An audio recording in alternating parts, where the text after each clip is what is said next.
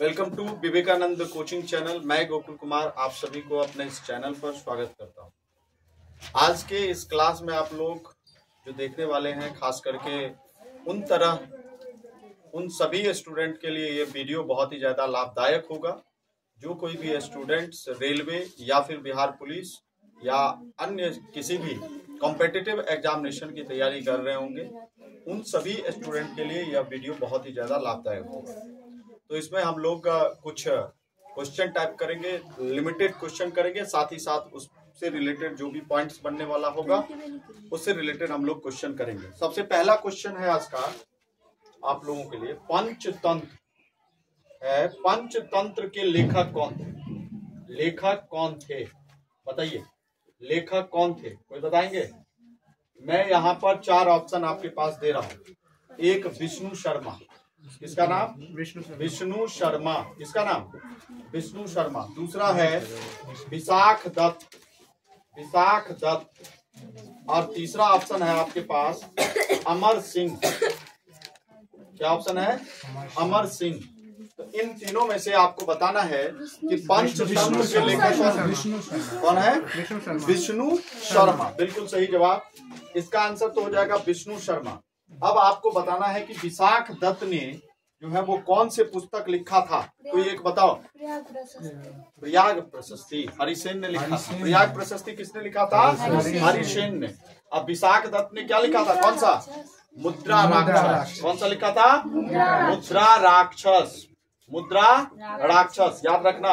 और यह मुद्रा राक्षस के अंतर्गत मौर्यकालीन साम्राज्य के बारे में जो है हम लोगों को जानकारी प्राप्ति होता है। एक और लेखक है, यहाँ पर आपको बताना है कि अमर सिंह के द्वारा लिखा गया कौन सा पुस्तक है? इनका नाम है अमर कोश। क्या नाम है? अमर कोश। एक और पुस्तक का नाम जानकारी प्राप्ति हो जाना चाहिए आप लोगों को। अमर कोश जो लिखा गया था वो अमर सिंह के द्वारा, किसके द्वारा? अमर सिंह के द्वारा लिखा गया था। ठीक है, कंप्लीट हो गया। कोई दिक्कत? बताइए, पंचतंत्र के लेखक कौन थे? अच्छा, विशाख दत्त के द्वारा लिखा गया कौन सा? मुद्रा राक्षस। अमर कोश किसने लिखा था? अमर सिंह। ठीक है, बहुत बढ़िया। नेक्स्ट क्वेश्चन आपके लिए है। नेक्स्ट क्वेश्चन है कि संविधान में संशोधन कितने प्रकार से हो सकता है? बताइए, संविधान में संशोधन कितने प्रकार से हो सकता है? 3 प्रकार से, 4 प्रकार से, 5 प्रकार से या 1 प्रकार से? बताइए, संविधान में संशोधन कितने प्रकार से? संविधान में संशोधन 3 प्रकार से। संविधान में संशोधन 3 प्रकार से हो सकता है। एक जो हो सकता है वो साधारण बहुमत द्वारा। किसके द्वारा? साधारण बहुमत द्वारा। किसके द्वारा? साधारण बहुमत द्वारा। पहला कौन सा? साधारण बहुमत द्वारा किसी भी विधेयक को आप उसको बदल सकते हैं। ठीक ना, संसद में जो है वो बदलाव हो सकता है, संशोधन हो सकता है। दूसरा, विशेष बहुमत द्वारा। किसके द्वारा? विशेष बहुमत ला करके फिर उसका संविधान संशोधन हो सकता है। तीसरा, संसद के विशेष बहुमत द्वारा और आधे राज्य के विधान मंडलों के, मतलब खास ऐसे कंडीशन में ही सिर्फ क्या होता है? बदलाव होगा। तो 3 कंडीशन हमने कहा कि संविधान संशोधन कितने प्रकार से होगा? 3 प्रकार से। सभी आदमी के पास अपने अपने कॉपी पेन होना चाहिए, दिमाग में रखते जाइए, नोट्स करते जाइएगा। 3-4 बार हम लिखवो करते हैं, आप बोलते भी रहो और साथ साथ पॉइंट्स डालते भी रहो। ठीक ना, समझ गया? क्योंकि बहुत सारा बात है कि हम लिख नहीं पाएंगे और बोल करके निकल जाएंगे, तो इसलिए ये याद भी होते चले जाना चाहिए। ठीक है, पॉइंट्स भी करते रहो और नोट भी करते रहो। नेक्स्ट क्वेश्चन है आपके सामने। नेक्स्ट क्वेश्चन है, लुई 16वां कब फांसी दी गई? लुई 16वां को, किसको? लुई 16वां। क्वेश्चन है, लुई 16वां को कब फांसी दी गई? क्या नाम था? लुई 16वां। लुई 16वां को फांसी दी गई थी। कब दी गई? 1792 या 1793? क्वेश्चन है, लुई 16वां को फांसी कब दी गई थी? 1792, 1793, 1794 या 1795? लुई 16वां को फांसी कब दी गई थी? और देखो, ये जो बिहार पुलिस में क्वेश्चन पूछा जाएगा वो सबके सब सारे के सारे 10th लेवल के क्वेश्चन होंगे। एनसीईआरटी से क्वेश्चन पूछे जाएंगे उठा करके। ठीक ना, 10 से ऊपर वाला बहुत कम ही चांस होता है पूछने का, ध्यान रखना। फ्रांस के सम्राट जो लुई 16वां, जो बुर्बो राजवंश के शासक थे, उसको 21 जनवरी, कब? 21 जनवरी, याद रखेंगे, 21 जनवरी 1793। कब? 1793 को 21 जनवरी 1793 को उनको फांसी दी गई थी। फ्रांस की राज्य क्रांति जो है वो 1789 में लुई 16वां के शासनकाल में ही हुआ था। फ्रांस में जो फ्रांस क्रांति हुआ था, जो राज्य फ्रांस के अंतर्गत जो क्रांति हुआ था, कब हुआ था? फ्रांस में राज्य क्रांति कब हुआ था? बोलो। 1789। किसके कार्यकाल में हुआ था? लुई 16वां के कार्यकाल। देखो यहाँ से 2-3 क्वेश्चन इंपॉर्टेंट हो गया। पहला क्वेश्चन, लुई 16वां कौन से वंश के शासक थे? तो बुर्बो वंश। कौन सा? बुर्बो वंश के राजवंश के शासक थे। और इनको फांसी कब दिया गया था? 21 जनवरी 1793। कब दिया गया था? 21 जनवरी 1793। और फ्रांस राज्य क्रांति जो हुआ था फ्रांस के अंतर्गत, वह कब हुआ था? 1789। क्वेश्चन पूछेगा किसके समय में, किसके कार्यकाल के समय में? लुई 16वां। तो इससे रिलेटेड एक और इम्पोर्टेंट फैक्ट हो गया कि लुई 16वां के समय में ही वहां पर फ्रांस की राज्य क्रांति हुई थी। ठीक है, याद रहेगा। नेक्स्ट क्वेश्चन की ओर चलें। अगला क्वेश्चन है आपके सामने। नेक्स्ट क्वेश्चन है कि बिहार के किस जिले में सर्वाधिक वन आच्छादित है? बताइए, सबसे ज्यादा वन वाला जिला बिहार में कौन सा है? क्योंकि बिहार से रिलेटेड क्वेश्चन एग्जाम है तो इसलिए क्वेश्चन पूछा जा सकता है। कैमूर में, पश्चिमी चंपारण में, रोहतास में या जमुई में? बताइए 4 में से कौन सा होगा?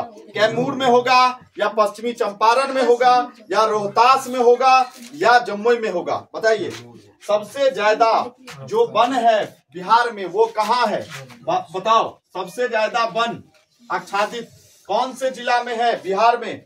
बताओ। तो भारत वन स्थिति रिपोर्ट, जो भारत वन स्थिति रिपोर्ट जो ISFR जो 2021 का जो है, 2021 के अनुसार से, कितने के अनुसार से? 2021 के अनुसार से सबसे ज्यादा वन जो है वो आच्छादित है कैमूर में। कहाँ पे? बिहार में सबसे ज्यादा जो कौन सा जिला है? कैमूर। कौन सा? कैमूर।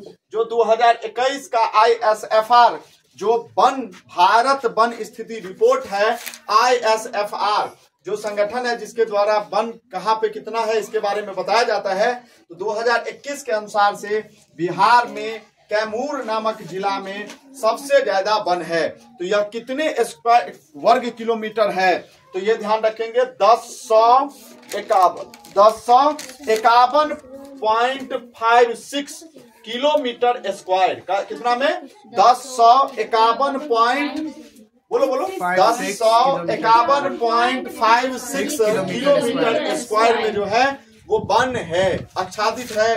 बिहार में सबसे ज्यादा वन कौन से राज्य में है? बताओ कौन से? कैमूर में। दूसरे स्थान पे है पश्चिम चंपारण। पश्चिमी चंपारण कितने? पश्चिमी चंपारण। तीसरे स्थान पर है रोहतास कौन से स्थान पे? कौन सा? रोहतास कितने नंबर पे है? तीसरे नंबर पे। और चौथे पर है जमुई। तो 4 तुम्हारे पास था। पहले पर कौन है? बिहार में सबसे ज्यादा वन कौन से जिले में है? कैमूर में। दूसरे स्थान पे कौन? पश्चिम चंपारण। तीसरे स्थान पे कौन? रोहतास। ठीक है, याद रखना इस चीज को। ठीक है, नेक्स्ट क्वेश्चन है। अगले क्वेश्चन की ओर चलेंगे। बात समझ में आ गया ना? नोट कर लिया सब आदमी? ठीक है, नहीं तो वीडियो से भी नोट कर सकते हो बाद में, कोई दिक्कत नहीं है। बहुत बात कहेंगे तो उसको भी बाद में देख करके अपना नोट कर सकते हो, छूट जाए कुछ तो। ठीक है, बहुत सारा बात है एक क्वेश्चन में, बहुत सारा चीजों को 10 क्वेश्चन करने के बाद फिर हम रिवीजन भी करेंगे। ठीक है, फटाफट एक बार रिवीजन भी कर लेंगे 10 क्वेश्चन करने के बाद। क्वेश्चन है नेक्स्ट क्वेश्चन कि पहला अंतरराष्ट्रीय योग दिवस किस वर्ष मनाया गया था? पहला जो अंतरराष्ट्रीय किस वर्ष मनाया गया था, ये मैंने क्वेश्चन कहा है। 2013 में, 2015 में, 2018 में या फिर 2019 में। तारीख था 21 जून। कितना था? 21 जून। कब? 21 जून। बताइए 21 जून को कौन से ईयर में सबसे पहली बार अंतरराष्ट्रीय जो है वो योग दिवस भारत में पहला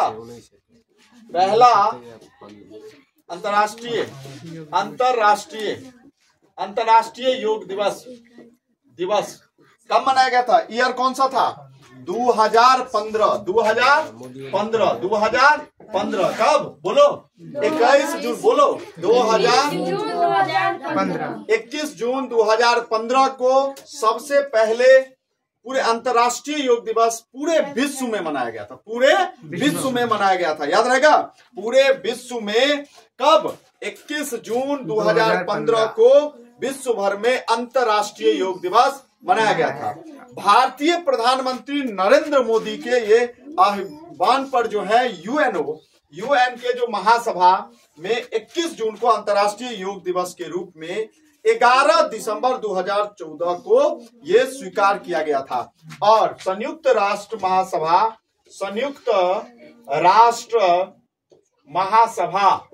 महासभा में जो स्वीकृति मिली थी वह कब मिली थी?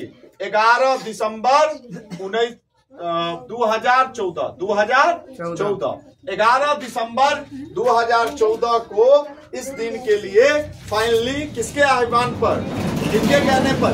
मोदी जी के कहने पर पूरे विश्व में ये जो है अंतर्राष्ट्रीय दिवस, योग दिवस मनाया जाता है। ठीक ना, याद रहेगा। नेक्स्ट अगले क्वेश्चन की ओर चलें। नेक्स्ट क्वेश्चन है, भारत में सबसे अधिक खारे पानी का झील कौन सा है? बताइए। भारत में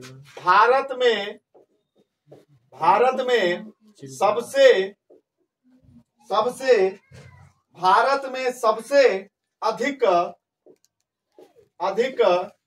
खारे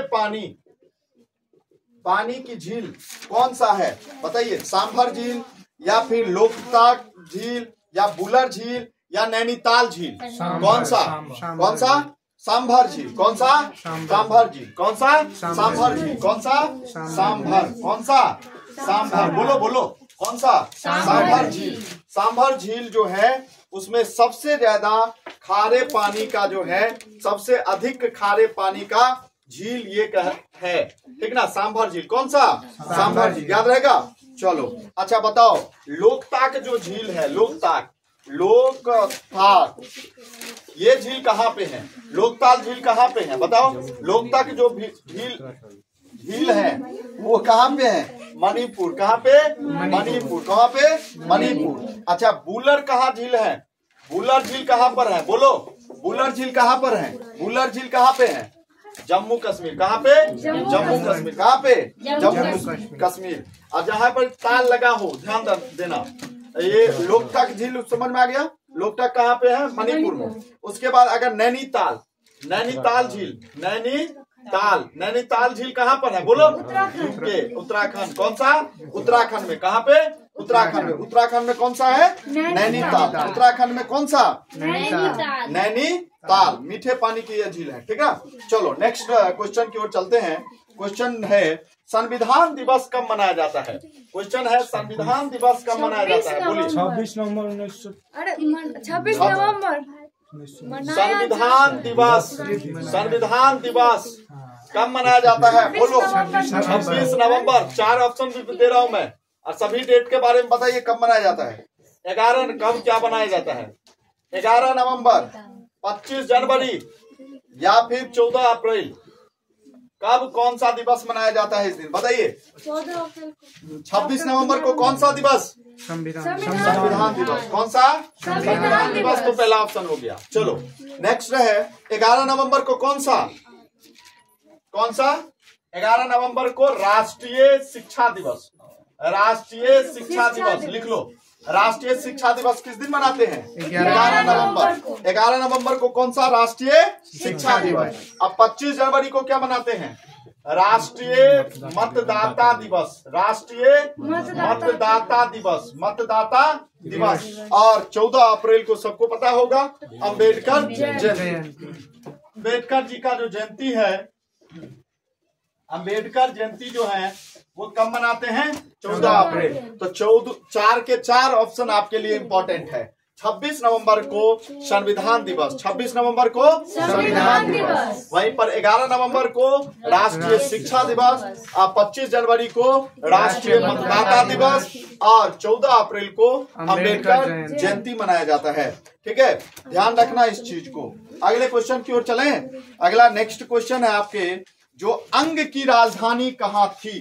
अंग की राजधानी कहाँ थी बताइए? अंग की राजधानी कहाँ थी? अंग की राजधानी कहाँ थी? अंग की राजधानी कहाँ थी? आपके पास ऑप्शन है श्रावस्ती, दूसरा ऑप्शन है चंपा, तीसरा ऑप्शन है राजगिरी, चौथा ऑप्शन है कौशाम्बी। बताइए इन चारों में से कौन सा ऑप्शन होगा? तो कौन सा था? अंग जो जनपद था, जो आधुनिक समय में अंग को भाई मुंगेर, आधुनिक समय में कौन कौन? मुंगेर, कौन? मुंगेर। और मुंगेर के साथ साथ एक और क्षेत्र है जो भागलपुर। कौन सा? भागलपुर। कौन सा? भागलपुर। ये दोनों क्षेत्र आपको, ये अंग ही पहले था। तो इसका जो पहले राजधानी था, इसकी जो राजधानी थी वह चंपा था। क्या था? चंपा। क्या था? चंपा। ध्यान रहेगा, चंपा था। ठीक है, नेक्स्ट क्वेश्चन की ओर चलते हैं। लाल ग्रह किसे कहा जाता है? लाल ग्रह किसे कहा जाता है? मंगल ग्रह को। कौन सा? लाल ग्रह किसको कहा जाता है? मंगल ग्रह को। अच्छा बताओ, इसे लाल ग्रह कहा क्यों जाता है? कोई बताएगा?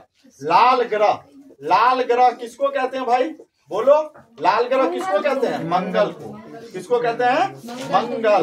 मंगल को। अच्छा बताओ, मंगल ग्रह को लाल ग्रह कहते क्यों है? ये कोई बताएगा? और उसमें क्या होता है? Iron oxide. क्या होता है? आयरन ऑक्साइड के होने के वजह से, आयरन ऑक्साइड, क्या? आयरन ऑक्साइड के कारण इसमें क्या होता है? तो आपको लाल कहा जाता है। अच्छा बताओ, जल को नील ग्रह क्यों कहा जाता है? पृथ्वी को क्यों नील ग्रह कहा जाता है?